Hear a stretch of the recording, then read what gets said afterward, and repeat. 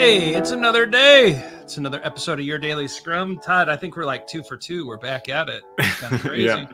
Summer's well, so we got my kids go back to school in 20 days, right? So mine go back next week. So we're not cheering. We have a good topic today though, Todd. It's well, I'm Ryan Ripley, that's Todd Miller. We're professional Scrum trainers with scrum.org. We wrote a book, we teach classes, all that's in the description. Your comments and questions are valuable, leave them below. If you're getting a lot of value out of this channel, be sure to like and subscribe, maybe even hit that thank you button. Buy Todd a coffee. Caffeinated Todd leads to more videos.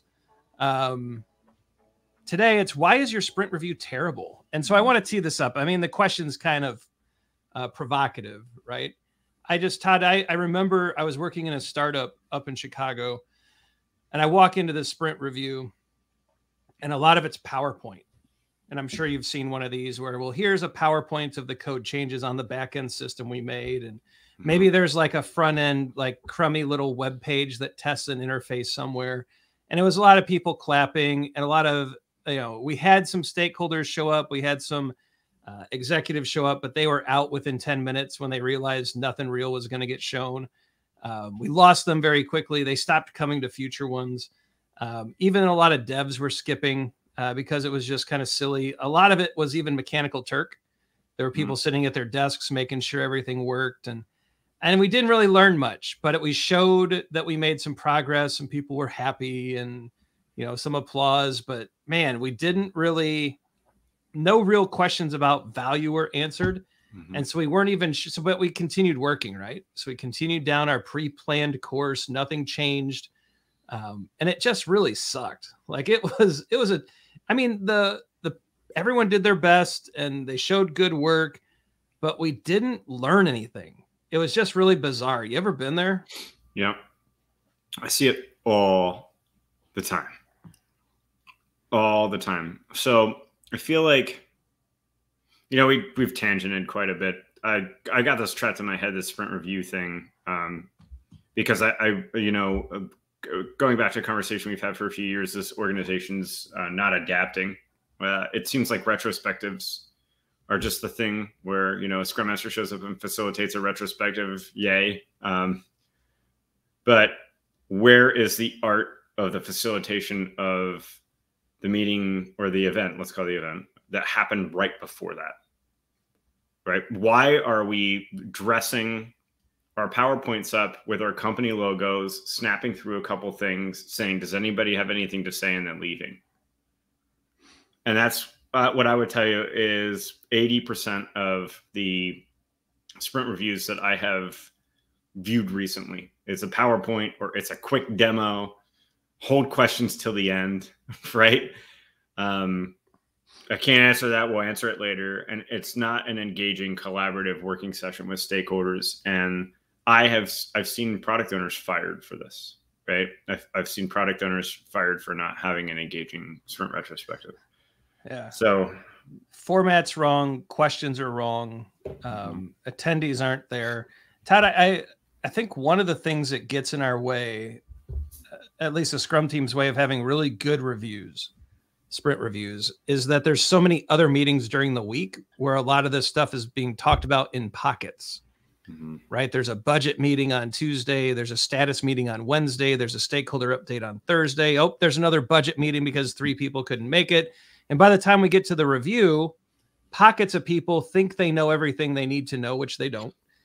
There's been 10 meetings over the past week about this particular product effort. By the way, not one of them involved an actual customer. That's kind of rough, right? And by the time we get to the review, it's just, it's usually lacking stakeholders. And so something that we've tried and that's worked pretty well, I think we recommend it in the book as well, clear your calendar. Stop having these one-off meetings. Stop, what we want you to do is put your time and energy and efforts, especially as a product owner, maybe as a Scrum Master partnering with a product owner, into the format, the ideas, the collaboration that you're going to have during the actual sprint review.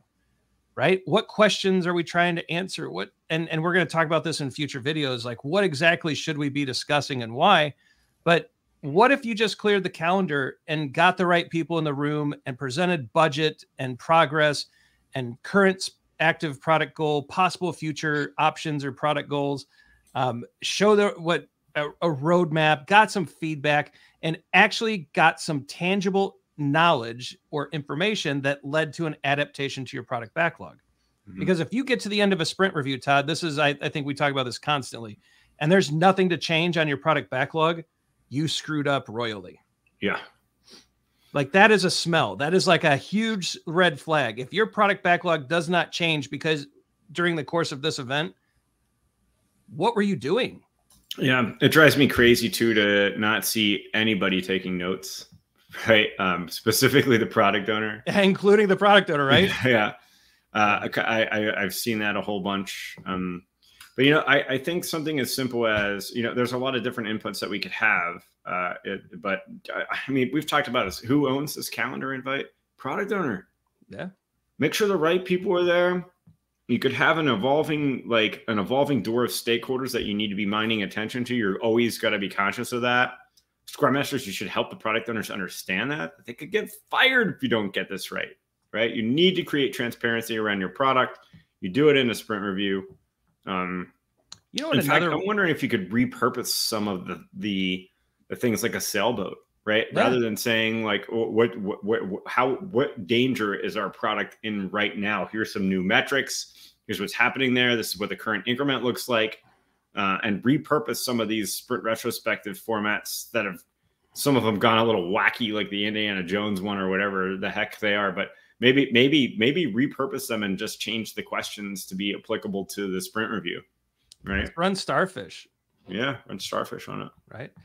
Todd, I wonder if the other thing that we ought to talk about just for a few seconds here, the sprint review that is really the product owner accepting work.